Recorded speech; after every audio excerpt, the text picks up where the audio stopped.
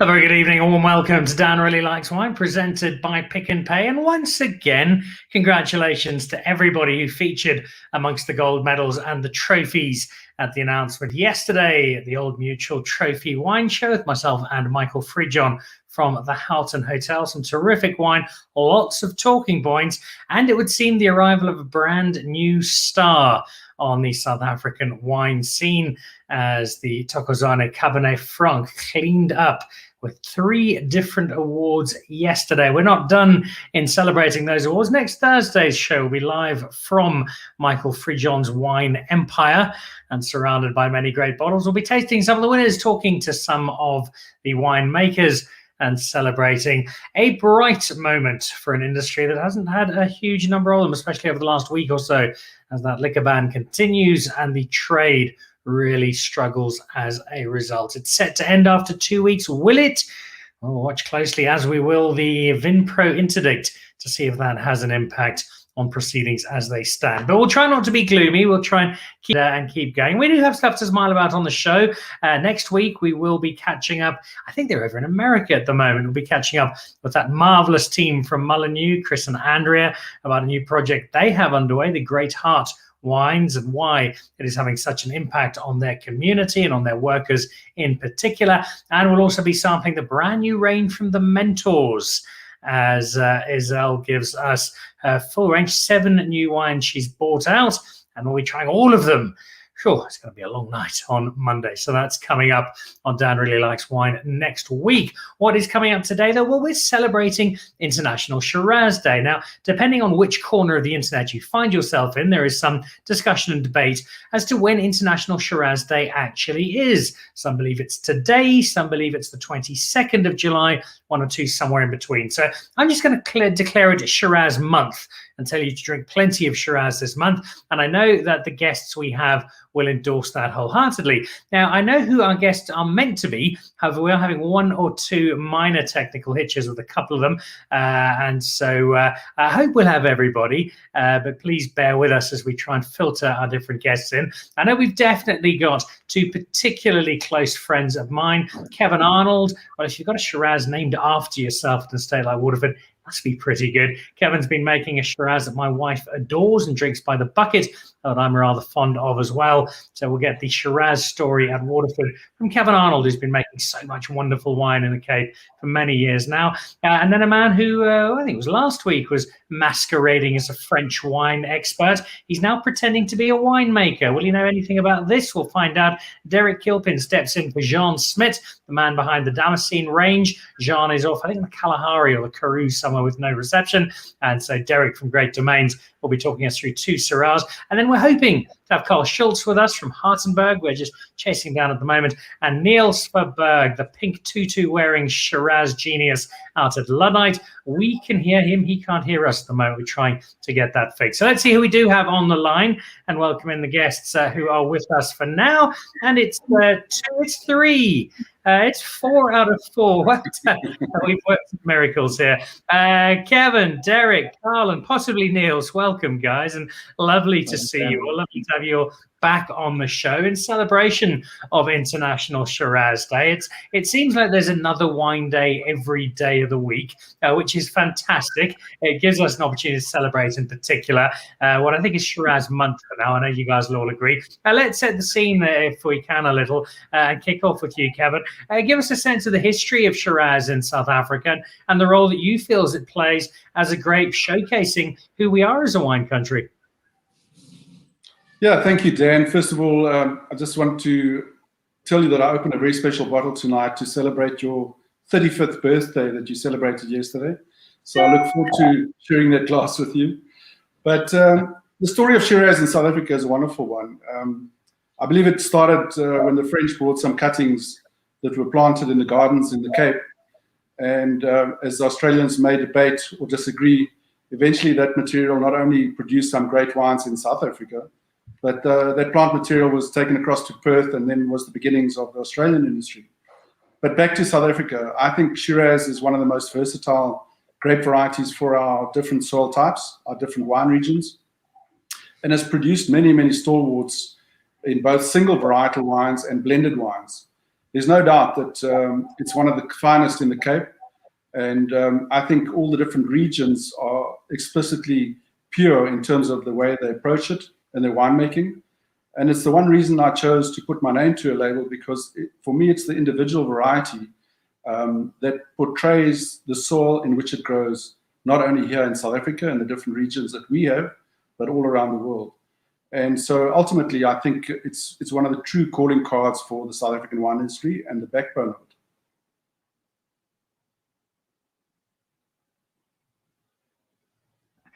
Kel, tell us a little bit about the grape, if you will, how difficult it is to manage, how it thrives, how it flourishes, the work it requires from you as a winemaker, and what it is in South Africa that allows us, as you and the rest of our winemakers here this evening show so consistently, gives us such great South African Shiraz. Is that one for me, Dan? It is indeed, Carl. Sorry. Yeah, how's it, Dan? And congrats, eh? Thank you. Yeah, you look a lot younger than you are. 35 is not bad, I must say. That's from all that Shiraz. Look, sorry, what is the question again? Just give us a sense of the challenge inherent in making Shiraz and why you feel it flourishes in South Africa. Yeah, I'm joking. Look, it's Jancis Robinson is one of the preeminent commentators on wine globally. She's a Brit, very informed, very sharp palate, big reputation, and she describes the grape as the Mediterranean weed, i.e., it's tough, it grows anywhere. It's purported to have possibly come from the Middle East and from another era, but we do know the Romans brought it into Europe up the Rhone River, and today still the two holy grails of Shiraz are situated on that river. It's a grape which tends to, with the exception of one example in Australia, the Barossa Valley, it's a grape that tends to do really well as soon as stone is part of the equation in soil. So I like to think that the best Shirazes are often made with one foot in the grave. It's an extremely tough grape, and it can be very willing. So the last thing you want to do is plant it on alluvial or rich organic type soils, because then you have a jungle of a canopy. So it's often, if you look at the great spots in France, down in New Zealand, the Gimblett gravels, in the US, down in San Luis Obispo, they're all tough, warmer sites. The Aussies have got it in a number of different possibilities, but it's a grape which, if you look after its growth and the canopy is balanced and the crop is controlled, then they can produce wines, as Kevin said, of enormous expression. And we do two high-end single vineyards as Shirazes, and they're 800 meters apart, and they're from different planets because the soil is so different. And so, quite right, it gives an amazing expression of terroir. And we're going to be sampling the expression of that terroir from one of those two sites in just a moment, the now world-famous Gravel Hill. Also fairly iconic is the Luddite Shiraz. It sits very proudly in many cellars around South Africa and beyond. Let's see if we can drag in Niels from his cellar in Bod River. Niels, lovely to have you back on the show. Well, what's been the secret to turning this Luddite Shiraz into the cult wine that it's become in South Africa?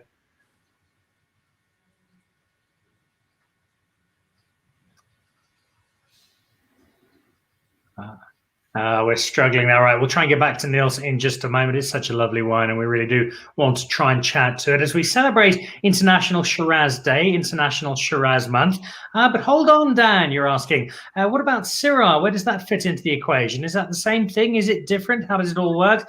Well, let's find out from the man who's representing Syrah for us this evening from Great Domains, as Jean Smit is away on holiday. Derek Kilpin, good to have you back on the show, a regular guest. Answer that one for people. Is Shiraz, Syrah exactly the same thing? Are there any differences? No, Dan, yeah, just the same grape, but just, I suppose, traditionally in France being referred to as Syrah, and there's no sort of legal requirement, so it obviously can be used in South Africa when winemakers decide to use it. And I suppose it's if you do want to try and distinguish it, even though it's sort of not always the case. Often I think Syrah would be associated with something that's maybe more stylistically maybe closer to what you get in Northern Rhone in France, but certainly that's not always the case. So same grape, just sort of different names for it, I suppose. You come from very much the commercial side of wine, selling it and distributing it and getting it around. The consumer understanding, the South African preference, are there the people who, just as they'll have a Chardonnay but they don't really like a Chablis, they'll drink a Shiraz but they don't want a Syrah?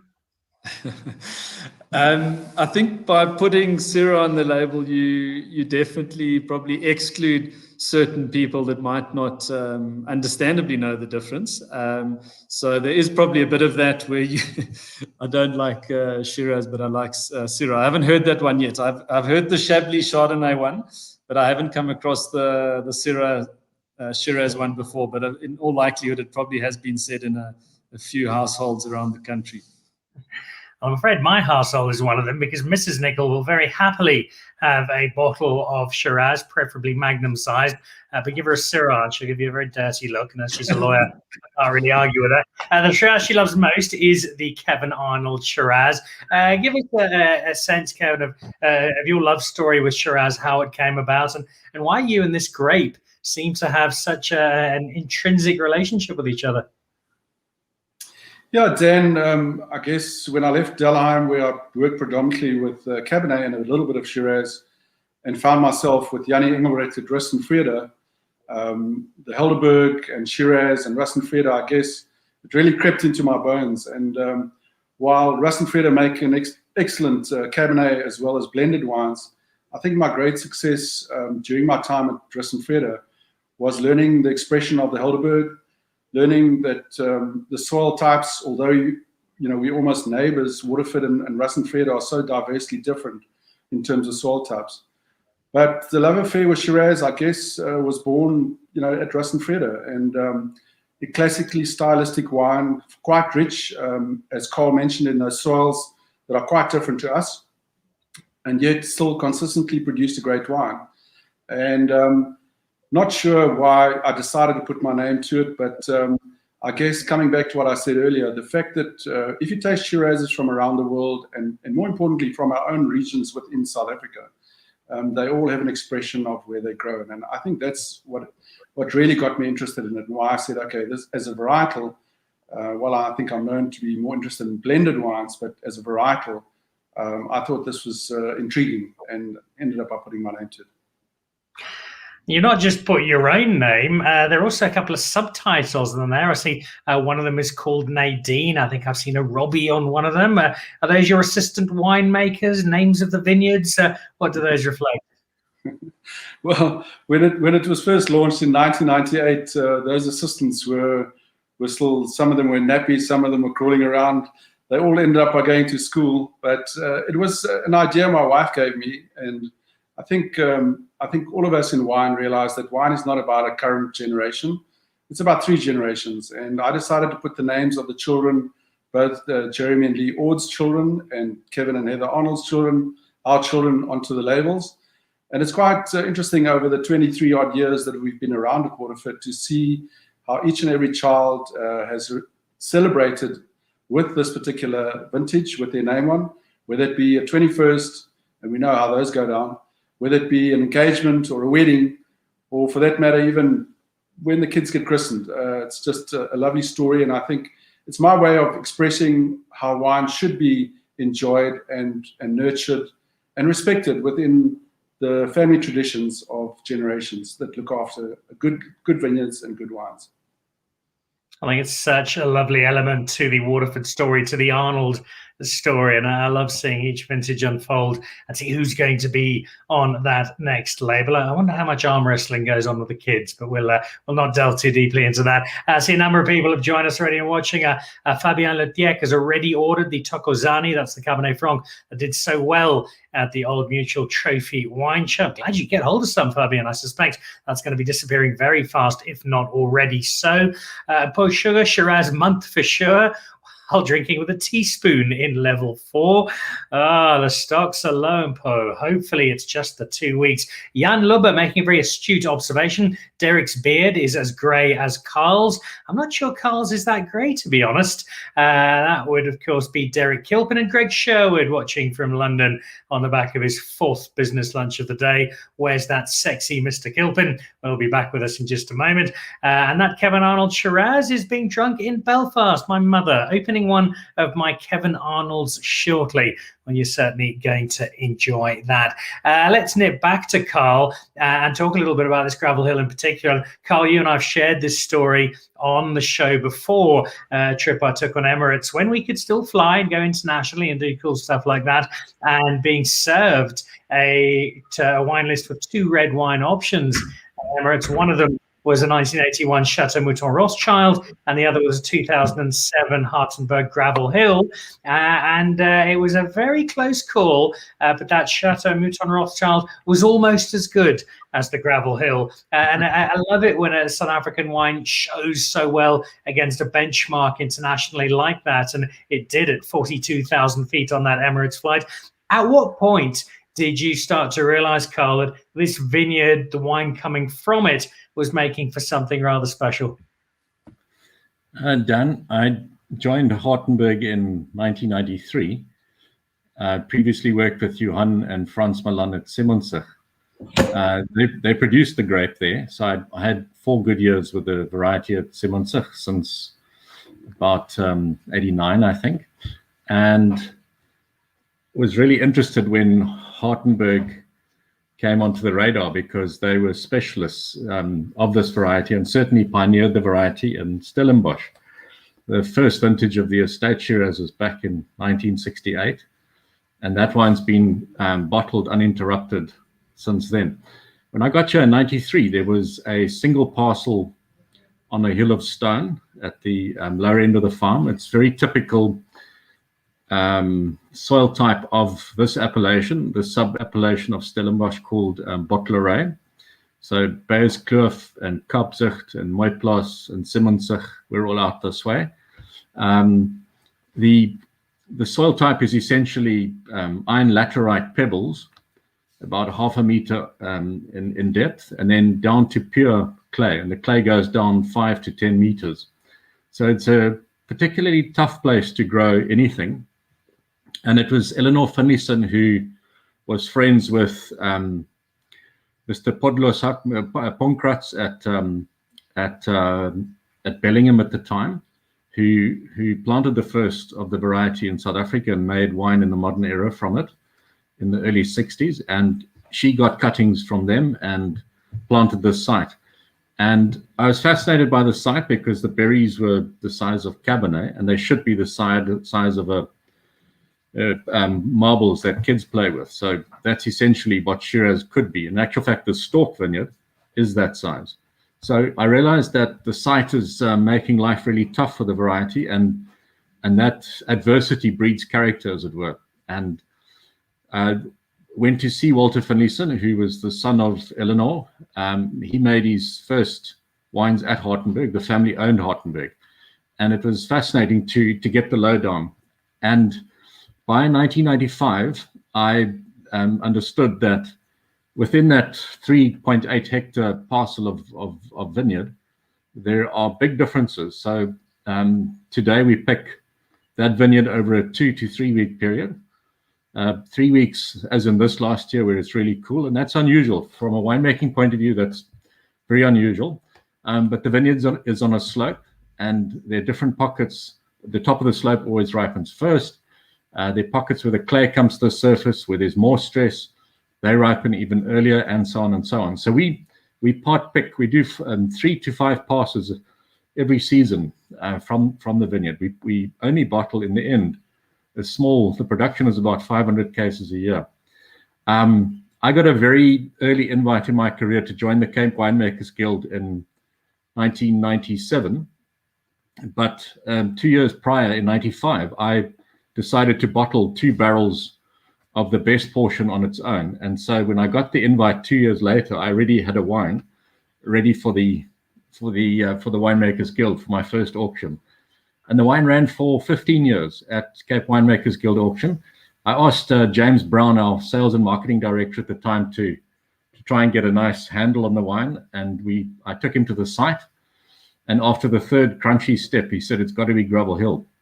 And at the time, it was South Africa's first single vineyard concept wine, and named after the site. And if you look at the packaging, the focus is, there we go. The focus is, it headlines the site, so it's Gravel Hill. And then in smaller print, we're saying it's less important, it's from Hartenberg and the vintage and so on and so on. So in 2005, the family who owns the estate and ourselves decided to pull it back to the Hartenberg range, and we do it as our, and it's in actual fact called syrah, because as to your earlier question, in South Africa there's Shiraz and Shirazes, yes, same grape, but Syrah is produced in European style, more reserved on the bouquet and less fruit driven.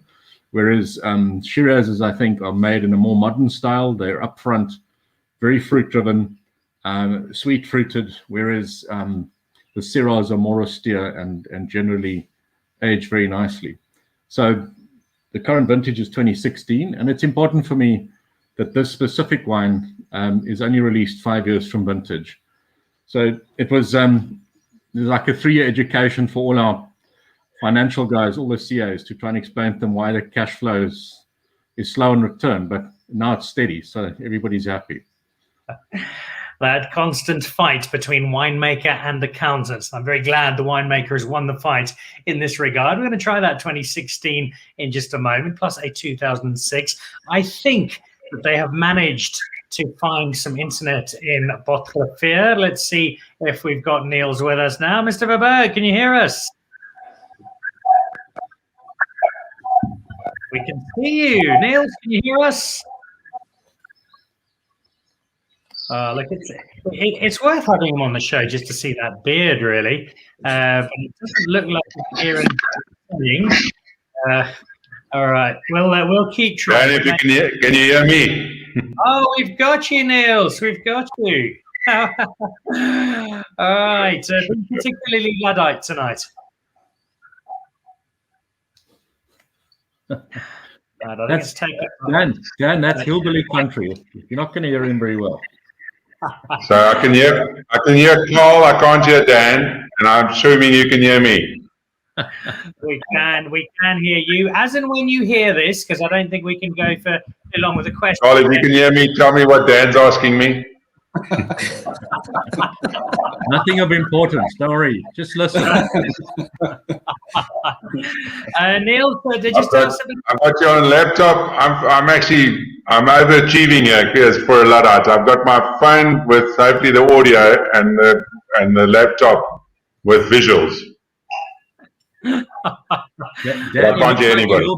He is a hillbilly. It's all connected to dial-up. Neil said you do get a bit of a Luddite Shiraz story, how it came about. Hello, can anybody hear me? All right, let's leave Niels for a moment, and we'll try and get that technical side sorted out. Very entertaining, but sadly not the entertainment we want, but we will keep trying. Let's dash back then to Derek and the Battle of the Greybeards. Tell us a bit about this Jean Smit story, because here's a man who, in a very short space of time, has been making wine fast, acquiring cult status in South Africa, and a man who I think he'd be the first to admit is pretty obsessive with his approach to winemaking. Yeah, Dan. So, I mean, I think the interesting thing with Jean is everyone sort of focused on the sort of first and release that he sort of sold out very quickly, and sort of how did this happen? And admittedly, off a fairly low volume base. But I mean, the point is he's been around for a long time, and for those that don't know, he has pretty much spearheaded the sort of winemaking behind Boekenhout's Kloof for a long time, over a decade, if I'm not mistaken. So he's sort of been quietly doing an amazing job for Boekenhout's Kloof for a long time. And I assume over this period, he's had access to seeing different vineyard sites and traveling and knowing where there's potential. And then obviously once he had met David Curl, who's his business partner, who owns the farm in Elgin called Habibi. That was obviously his break, and I think a lot of the sort of work in his head had already been done in terms of what he wanted to do. So I think that was sort of a large part of the reason why, certainly up until now, it's been a great success with this first release. And now everyone's getting excited for obviously this up and coming second release, which is going to be fun. As a winemaker, he spends a great deal of time looking at different spaces and finding new parcels. In as much as you're able to give us a sense of his journey to finding the particular terroir that he's used to make the wine we're going to be tasting this evening.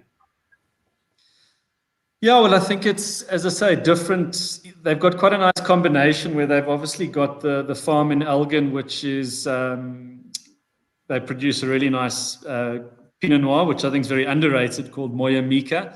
And now they've isolated some sites, which I think is going to make some really special Chardonnay in the years to come. But outside of their actual property, I think that's the beauty of South Africa. We've got all these amazing sort of pots of gold in certain parts of South Africa, which the sort of, call it the modern day winemaker, can go and access or try and access grapes from these really extreme areas or really special areas where generally I think it's the right grapes planted in the right soil, which is always important, and it hasn't always happened, I suppose, historically in South Africa, and that's obviously been changing very quickly over the last decade or two.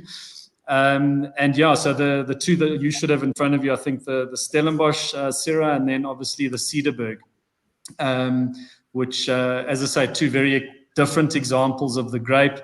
One that's sort of almost close to 1,000 feet above sea level, and then obviously his Stellenbosch, which is a combination of Bottleray and Polka Dry vineyards. Then he's got his Semillon from Franschhoek, from a very old vineyard there, and probably an obvious link to what obviously he did at Buchenholz Kloof with the Semillon there. And then he's also got a Stellenbosch Cab. I think I've listed all of them. But yeah, just finding very special pockets of vineyards and then just exploiting them in the best possible way in terms of, I suppose, putting that terroir in the glass probably that's the only way to describe it, yeah. All right. Well, we've given you some background. We've built up the world of Shiraz in South Africa. Let's dive in to the wines in particular and head back to Waterford and to Mr. Arnold. We kick off with the 2007 Kevin Arnold Shiraz. This one celebrates Nadine. There we go, the 2007. And we also have the 2017 as the two wines. Let's go with the older one first of all and just travel back in time a little. Give us a sense of 2007, what it was like as a year, and what that has, as a result, given us in the glass. Yeah, Dan, 2007 is certainly one of my favorite vintages in Stellenbosch. I think leading up from 2006 is, if one looks at the tannin structures and the density of 2007, they were wines initially when they were young, incredibly tight, reserved, and took a lot of time before they opened up. And for me, this is one of the special things about Shiraz. Not every vintage kind of behaves like this, but 2007 for me, we opened the bottle this morning and I tasted with Damien. Unfortunately, our winemaker Mark LaRue is on leave at the moment. But I think what's exceptional about this wine is that this sort of close density, concentration, and had you not known it's 10 years old, one might have thought it's only 3-4 years old. Very concentrated, dark in color, intense, but spice-driven, and just an absolutely exceptional glass of wine. To think that it's 10 years old, here grown on the Hartenberg at Waterford. Very rewarding for not only us, but all the team that are in the vineyards that have looked after this exceptional vintage. Yeah, exactly the same sentiment. There's a bit of tightness still there so many years on, and still that freshness, which is testament to the way that it has been made. I think of 2007 and I look back to what I was doing then. Does this serve as a similar marker for you? You taste the wine, you're thinking 2007, and it almost acts as a wine diary of sorts for you? Yeah, absolutely. I mean, ultimately, I think for us as winemakers, as we get on in time, I guess we become more the custodians of what we're doing and our life involved in wine. And 2007 just bring back such fond memories of the early days of Waterford, everything that you look for in a glass of wine, that respect and that absolute pleasure when you pull the cork, share it, and you realize, my goodness, you're still young. That's exactly what this particular wine does, and yet it is 2007, so it's going back a fair whack, and it makes it a lot older than our second wine, which is the 2017. We've had a couple of debates on this show around the Cabernet Sauvignon story in Stellenbosch 15 versus 17. Broadly speaking, Stellenbosch red wine 15 and 17, you've got two terrific vintages. Tell us a bit about 15 versus 17 from Shiraz and Stellenbosch, and what makes 17 a particular standout for you. Yeah, I think 15 was more of a tricky vintage on the whole, both for Cabernet and Shiraz. My pick would be 17, and good timing, and thanks for the invite to be on your show tonight. We're about to launch our 2017 Cabernet Arnold Shiraz. It's ready to go.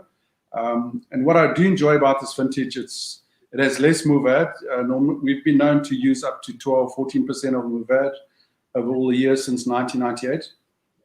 This particular vintage, 2017, has only 4%. And the reason we use Mourvèdre is to kind of give us that mid-palate texture, add a little bit more leather and spice to the Shiraz, which I think here on the Hartenberg is a great complement to Shiraz. But overall, to answer your question, for me, 2017 is definitely way ahead of 2015.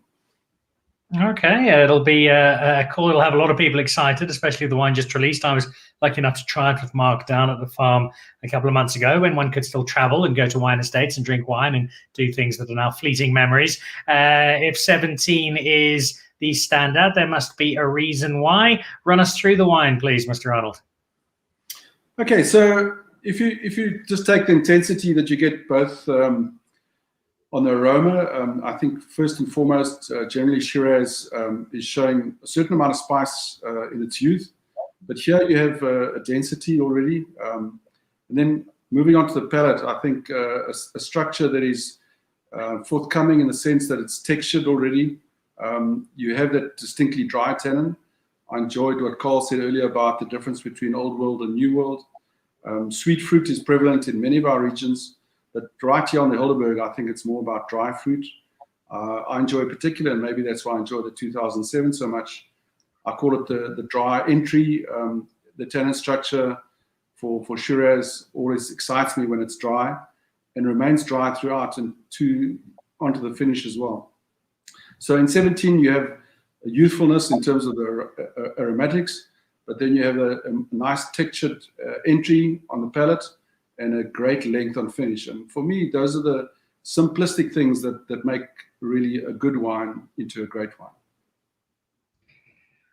And that is what we have once again. 2017, the Cabernet Arnold Shiraz. That vintage is now up and running, and you'll be able to get it just as soon as the latest ban on sales is done. Of course, if you're watching us abroad, and a number of our guests are, you'll be able to get it internationally in the not too distant future. Right, so I believe Niels can hear our guests but can't hear me, so I'm going to send him a question, and we'll get to him in just a moment. As we await that, let's move over to different parts of Stellenbosch and to Gravel Hill, and we're going back to 2006. We got the rundown on 2007 there from Kevin. Tell us a bit about 2006, if you will, Carl. Sure. It's the vintage was considered a bit of a ugly duckling early on, and I remember what I remember about the vintage was it was warm, it was dry, and the vintage that Kevin shows, the 07, was in actual fact the latest ripening vintage that we had. So they're two very contrasting seasons, and I'm sure they produce quite contrasting wines. We may be Mediterranean, but we do find subtle differences between the vintages, but happily not as careering, as it were, that much of continental Europe experiences. They have 4 out of every 10 vintages can be adversely affected by the weather, and I think Stellenbosch particularly very fortunate in that sense. It was it was a stressful vintage for plants. It was because of the heat. Above 35 degrees, the little breathing apparatus on the vine leaves the stoma. They shut down. The vine stops evaporating water to cool itself like a vehicle radiator, and it goes into survival mode. And so we had a few of those days where it went up to 35 and even warmer. And what you then get is very concentrated fruit. The skins generally in the warmer vintages for this grape are thinner. And because you're naturally getting extraction and concentration in the vineyards, what's really important is in those vintages, and 08 would be the same, 2010, more recently something like 18, you need to have a gentle touch in the cellar. Shiraz has a very thin little skin, and you have options of punching down, or you have what the French call remontage, where you pump over. And it was specifically a vintage that we have these mechanical cup plungers. We didn't punch Shiraz that year because of the size and the bigness of the wines. I think we want power, but we want elegance and grace in a glass. And that, if you can achieve that, then you've got what we like to call balance, I suppose. So it's, if I look at the wine tonight, it's a wine which, for me, has just got better and better over the last decade and a half. It's a vintage in general. The reds for me from Hartenberg were more red fruited from the vintage. And that's because, again, to avoid over extraction and over opulence, as it were, in an easy year to do it, a hot year, we picked quite a bit earlier, and to try and get some semblance of balance in the wine. And that was really important for us.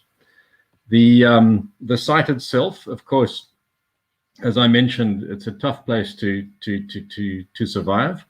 It's the only place on the farm we don't get weeds growing. So that's how tough it is. But it's what I did a few years ago is a decade along. I like to re-release every year with the current release. I release a decade or a decade and a half along, small quantities, but mostly just from the tasting room off the farm, just to show people the evolution of the wine. Because I often tell people, if you invest in this wine is made to keep. It's not like the Stork, which is our other single vineyard Shiraz, which is a much more showy Shiraz, i.e. New World style of wine. This is more intellectual. It don't recommend drinking under 5 years. Well, you can't, because I'm holding on to it till then. But recommended drinking 8 years on. And I've made this wine for 28 vintages, and it just gets better and better. I recently had some of the 97, and there was a very similar vintage to what Kevin spoke about, the 07, cool, late ripening, classic vintage, beautiful wines from Stellenbosch. So essentially a lot in one glass.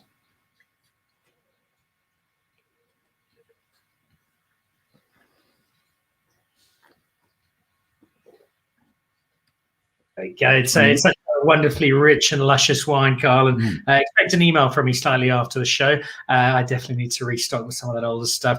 It is glorious. We're going to try the 16 as well. Before we do that, though, I think I know the answer to this question, but I'll ask it anyway. Does each vintage of this wine still excite you, and does it still teach you something new every vintage?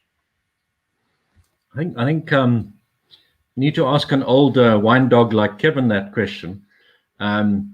I think he's close to 50 vintages, but I think what he'll tell you is every vintage is different.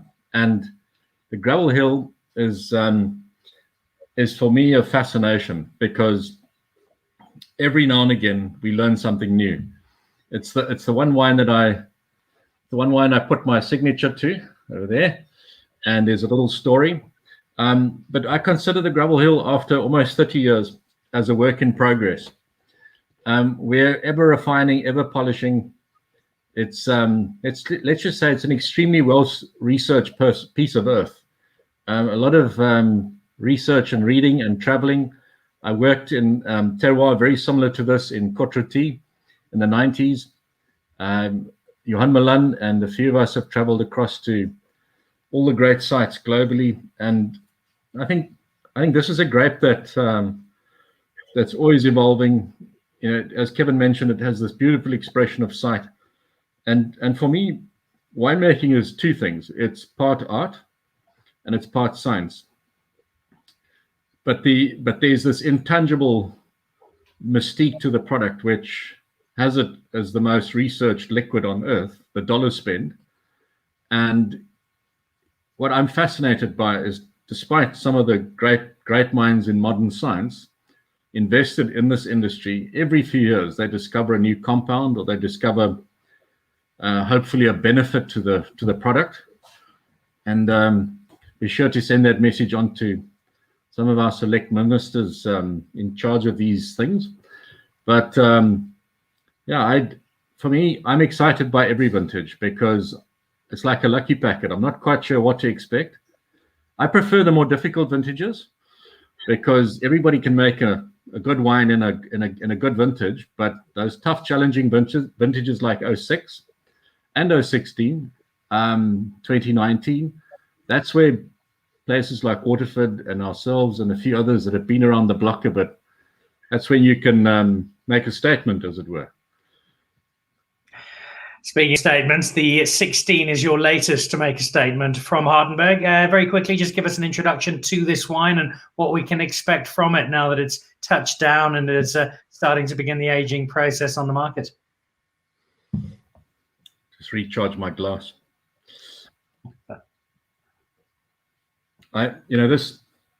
Every time I look at this wine, blind bouquet, it has three little signature descriptors, and that's what the French call garrigue, is a positive herbaceousness. If you've been to the Karoo and those herbaceous shrubs, if you walk through the veld, you get those wild rosemary and other, let's say, pleasant herbaceous spices. And then there's that very clear violety top note and a wonderful spiciness and white pepper. And for me, Gravel Hill is, people have asked me, okay, so you're saying it's more European in style, and we do think of the two, it is more European. And then I describe it as being from Hermitage, because Hermitage has this slightly elevated fruit sweetness as compared to Côte-Rôtie. But what we've learned is that stone in soil equates to tannin, and the evolutionary curve on this wine, as compared to its sister vineyard across the valley on the farm, are completely different. The stony soils, because of the elevated levels of tannins, and we know tannins are nature's antioxidants, they collect our grape skins annually in the wine industry, and they make capsules from them and they sell them, and it's supposed to slow down aging. And that's tannin. And so what you see is all over the world where great Syrahs are from, you think of the Gigols and the René Rostangs and the Shaves, and down in South Australia, the Penfolds Grange, the Hinchkey, Hill of Grace, they're all stone-driven sites. And they long-lived, as in decades and decades, because of stone and because of the tannin extraction that you can get. For example, in the cellar, Gravel Hill is never punched. We never touch the skins mechanically, otherwise you have a tannic bomb. Whereas the stalk can spend, from a clay loam soil, can spend 30 days on the skins. Gravel Hill, 10 days max, and you've got to get off the skins. You've got to be careful you don't over extract. So the winemaking is different, the site's different, and the wine's expressed so differently, as Kevin pointed out. I love the fact that it is such difficult soil terroir that the Shiraz is flourishing and all full of stones, which is why the guys who make it are rock stars. And we love sharing their wine here this evening. Let's give one last crack at Waterford and Wine Central at Luddite. And we think we've got a question through to Niels. So Niels, just give us a chat and give us the Luddite story. Me?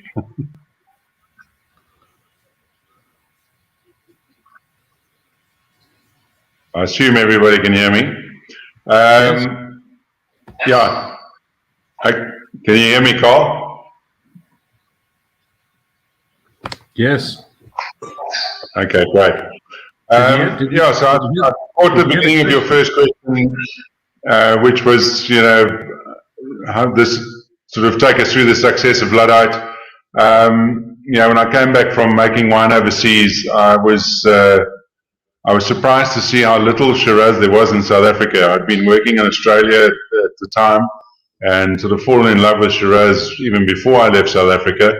I probably drank Shiraz red wines before I drank any white wines, which is opposite of what most people do, and just loved the Shirazes that were available at the time. And having worked in Australia, thought those Australian Shirazes were not bad, but really felt that we could do something better in South Africa when I got back. And I was quite amazed at how little Shiraz there was actually planted. In 1995, it was only 0.8% of total vineyards. So it was almost a novelty varietal. We've now grown to 13.8 of total vineyards. So quite a large jump and a lot more following for Shiraz. And was lucky enough to start off in Waterford at Beaumont Wines, and with Raoul Beaumont planted the first Shiraz over Solari's Pass between here and sort of Cape Agulhas. And on the success of those vineyards that we planted in 1996, finally when we bought our own piece of land, it was an obvious choice to put all our eggs in the Shiraz basket, as I was a huge fan of how the wine had done in this valley.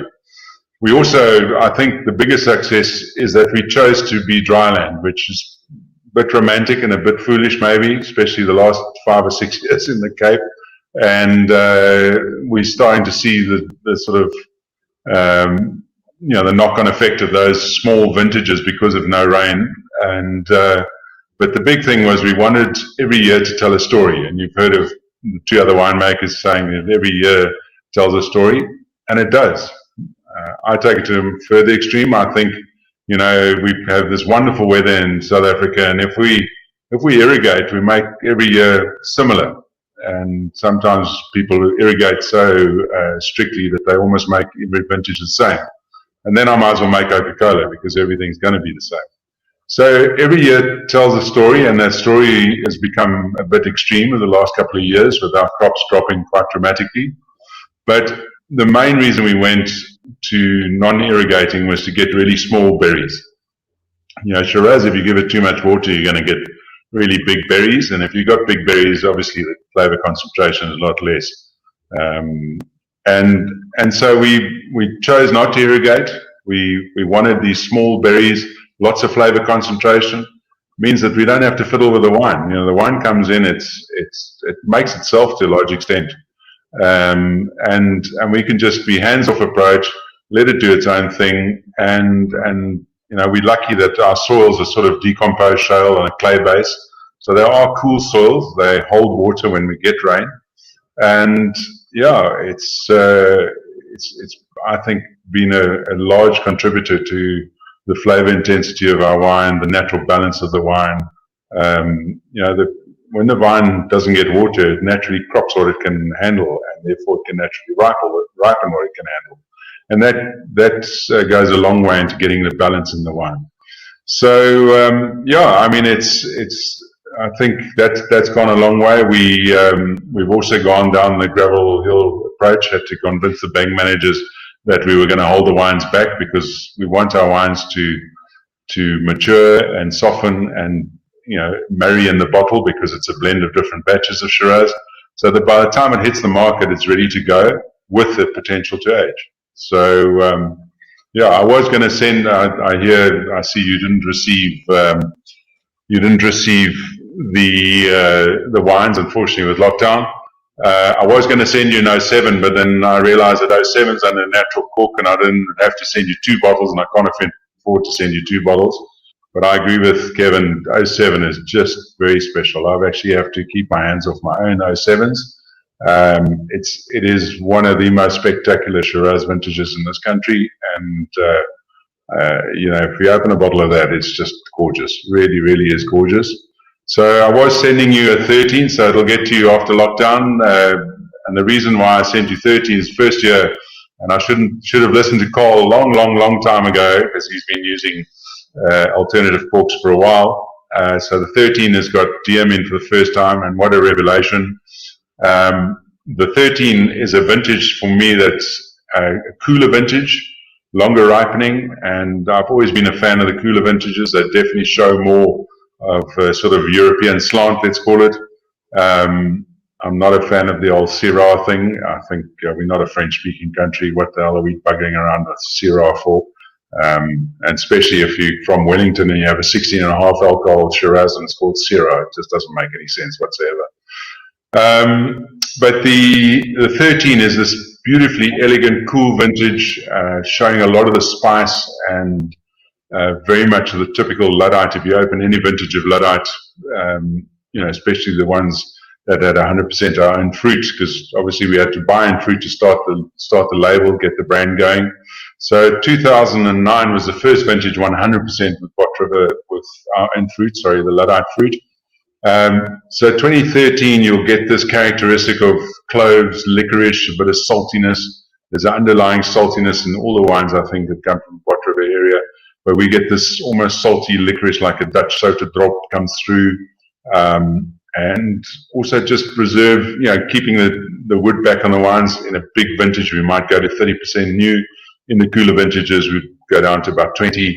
Some vintages, we might not put any new in at all if it's a really, really cool vintage. So 13, very elegant, beautifully balanced, very elegant, and in a way, the reason I was going to send you the 13 with our current release 17 is that 17 is, you know, the biggest problem with 17 is we've only got 12. Where's that bloody camera? Another brain would be lonely. So we need to go that way. So you'll see only 12,600 bottles.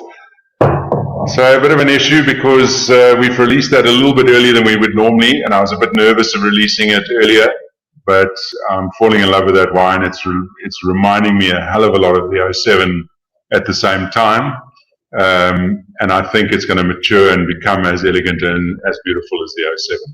So that has got this unbelievable balance, and there's a decadence to it. I've started describing the 2017 as sort of sitting in front of an old, you know, sitting in front of a fire on an old leather couch, listening to the rain on the roof. It's got that sort of feeling. It's got this homely, welcoming association with Luddite, and I just, yeah, really, really enjoying it, and I think the 2017 is going to make some nice waves. So hopefully that's given some sort of answer. It's very strange doing a one-way conversation, but anyway. It's captured it perfectly. I love that description of the comfort wine that is that Luddite Shiraz, that old couch and sitting by a fire. It's a perfect way to capture it, and a great synopsis of the Luddite story and a couple of delightful vintages. Let's head over for the last time to wrap up our conversation to Derek Kilpin with that Damascene. We've got two different terroirs. Introduce the two of them to us, Derek, and tell us what sets them apart. Yeah, Dan, I didn't get the end of it, but yeah, just the two that you've got in front of me. Unfortunately, I don't have them in front of me, and that's also lockdown related. But I think, yeah, Jean, as everyone sort of provided some great info so far in terms of the grape and the history in South Africa and its potential and also what it's achieving already.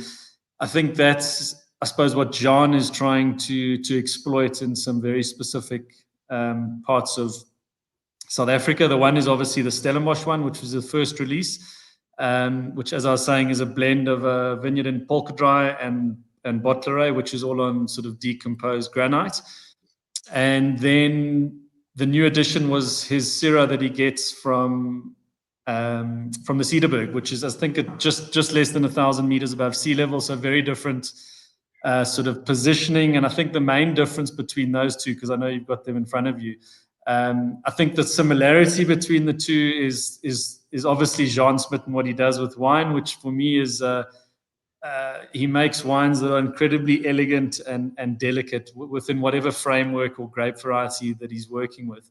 But then the differences between the two wines are obviously site related, and the big difference from the Cederberg point of view is you've got Syrah or Shiraz with a lot more of a sort of a tannic profile, which he had to obviously be a bit more sort of careful and delicate in the cellar in terms of keeping the restraint and not letting the sort of wine, the sort of tannins take over. So the wine is a bit more full on, a bit more dense. but still with that sort of overlay of elegance. And then the Syrah, which was actually the first wine that I drank from Jean, and it was actually a friend of his that came to the office and he dropped off this bottle unlabeled. And he said, "Oh, there's this new wine." He didn't actually tell me, I don't think that it was Jean. And he just left it in the office. And anyway, he left, poured it in the glass. And it's one of those wines that as you smell it, you just literally stop, because you go, hang on, who the hell made this? Because they know what they're doing. It has that very, Carl mentioned white pepper, and I don't sort of often say it, but when it has that sort of slightly Northern Rhone character, not a copy in any way, but just a real sort of cool, elegant, light touch. And yeah, certainly a style of wine that I love. I mean, I love all styles of wine within the grape variety, I suppose, but this really struck us, and that's why we started the conversation with him. But a very much an overriding elegance in everything that he does. So hopefully, yeah, you've tasted the two of them. You might say I'm talking nonsense, but hopefully that provides some insight. Yeah, no, complete nonsense. Don't believe a word of it. It's lovely. The difference is subtle, but they're certainly appreciable, and you can pick them up. And I think both of the wines I've got have just opened up a little bit more since I first poured them. That accentuates the slight differences that they have in them. On the subject, Syrah versus Shiraz, these wines, the ones we've had before, everyone this evening talking about holding their wines back, releasing them a little bit later. This particular style of wine, is it going to continue to age? Is it better to give it a bit more time? Yeah, definitely. I mean, this is always the debate when wines are in their sort of first or second vintages. What's the longevity? What's going to happen? But I think wines like that, where there's a sort of a base level of really high quality with a noble grape variety that's sort of got a proven record of aging if it's made properly from great sites, there's no reason why those two wines aren't going to benefit from some time in the cellar. I'd say sort of 5 to 10 years conservatively. And then as he sort of fine tunes the sort of the winemaking each year, or the process of understanding and working closely with these sites, they'll obviously just show more and more layers. But yeah, there's no reason why they shouldn't age. And I suppose it's always the difficulty starting out is that you, and I love actually hearing all the guys talk about being in a position to now release these wines with 2, 3, 4 years worth of age in them, which I think makes a massive difference to the wine-loving consumer, where you can hit them in there at the right time where they're starting to get some maturity. But David and John are clever guys, and I'm sure that as the journey progresses, that'll be something that they start to look at. But it does take time, like all good things in wine. It is very early on in the Damascene journey. Not in Jean's journey, made wine for a long time with great success at Boekenhout's Club, but now under his own label, really finding his feet very quickly and causing a lot of excitement in the wine industry already, as our other three winemakers have been doing for some time. I see Greg Sherwood, who's with us. Damascene is very sexy kit indeed. He's done great job. Damien, Francis, Schubert-Wynn, great discussion. Kevin, great wines for benchmarking. They certainly are. And Jan Lubbe, Gravel Hill is my favorite hill. I think there are a number of people in the wine world who would give that one a thumbs up. Gentlemen, thank you. As we declare this Shiraz month on Dan Really Likes Wine, it's been a pleasure hearing from you. You've got such experience, but I think more importantly, you've all got such passion for what you do, and it really comes through every time I get to speak to you, as it does every time I get to drink your wine, which I regularly do for the purposes of research. So to Kevin, to Niels, to Carl, and to Derek, thank you very much for the time. Keep making brilliant Shiraz, keep celebrating it, and keep doing all that you do for our wine industry, because right now we've never needed it more. So cheers, gentlemen, and thanks very much for joining me on Dan Really Likes Wine. Thanks, Dan. Kevin Arnold from Waterford, Carl Schultz over at the Gravel Hill producing Hartenberg, Niels Verburg out at Luddite, and Derek Kilpin doing a sterling job standing in for Jean Smit, the winemaker at Damascene. Jean off somewhere in the Kalahari, I think, but Derek, well, a few people know their wines quite as well as he does. So that wraps us up. Is it Shiraz Day today? Is it the 22nd of July? Well, just have a glass of Shiraz every day between now and the 22nd, and I think you should cover all angles. It's a grape, as we've seen today, that like many others, South Africa is doing a particularly good job with. Monday, we head over to California and catch up with the holidaying Molyneux and talk through their Great Heart wine project. We'll also be running through the full range of the Mentors wine that's come out of KWV, Iselle and her selection. There's 7 wines to get through on Monday. And then next Thursday, we'll be meeting the top winemakers out of the Old Mutual Trophy Wine Show and celebrating some of their wine with the chair of the awards, Michael Friedjon. So a busy, busy week to come. We leave with a toast to all of the people in the wine industry, those on the show tonight, but the many, many, many more beyond who are enduring another really tough time with this lockdown. And it's not just the people on the wine estates, it's the restaurants who are closed, it's the cafes and bars that aren't open, it's the people whose livelihoods are being so affected. And it's certainly not to play down the effect or the impact of COVID, but gee, we wish that things could have been handled a little quicker and a little better, and that the alcohol industry wasn't always the culprit it immediately seems to be seen as once anything goes wrong. 2 weeks at the most is our fervent wish. Until then, if you're in the wine industry or the related world, keep strong, keep going, and we really do hope we'll see you back in business nice and soon. Thanks for joining us on Dan Really Likes Wine, presented by Pick and Pay, paying tribute to some wonderful Shiraz tonight and some wonderful winemakers, and we'll be doing exactly the same again on Monday. Goodbye. To join the Pick and Pay Wine Club, simply SMS your smart shopper number to 36775. It's absolutely free, and you'll get for yourself 3 times the smart shopper points on every bottle of wine bought. You'll also get a 20% discount on 10 different wines each month, a 25% discount on a case of wine, and a Magnum, some terrific competitions and invitations to awesome events.